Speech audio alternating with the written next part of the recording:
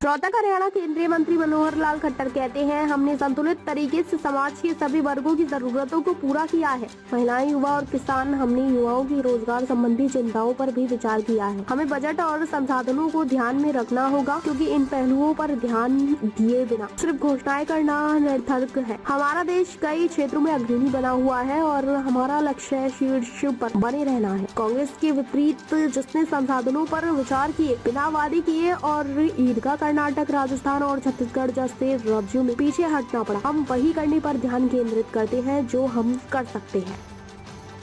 एक संतुलित तरीके से हर वर्ग का उसमें ध्यान रखा गया है।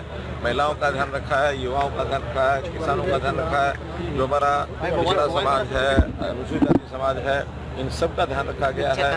उसके अंदर युवाओं की नौकरियों की भी चिंता की गई है, उनकी स्किलिंग की भी चिंता की गई है, एक से एक बढ़ करके।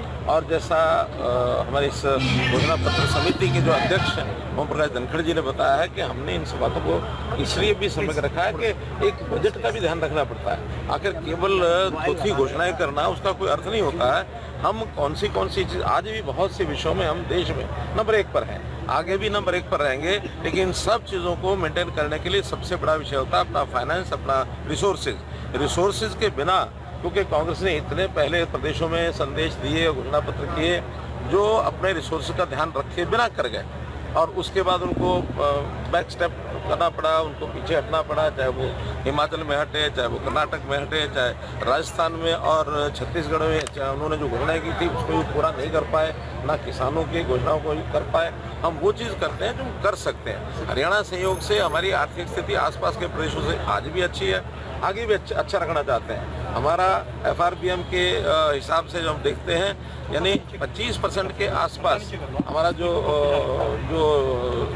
उसका जो डेफिसिट रहता है FRBM में, जो GSDP का 25% के अंदर रहता है, जबकि पंजाब आज भी 48% लॉस तक पहुंच गया।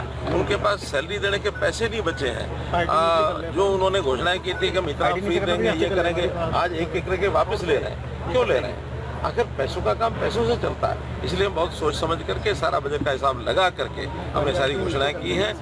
महिलाओं को हमने 2100 रुपये की घोषणा बहुत योजनापूर्वक हिसाब लगा के की है कि हम हर ऐसी महिला जो पात्र है उनको 2100 रुपया मासिक दें।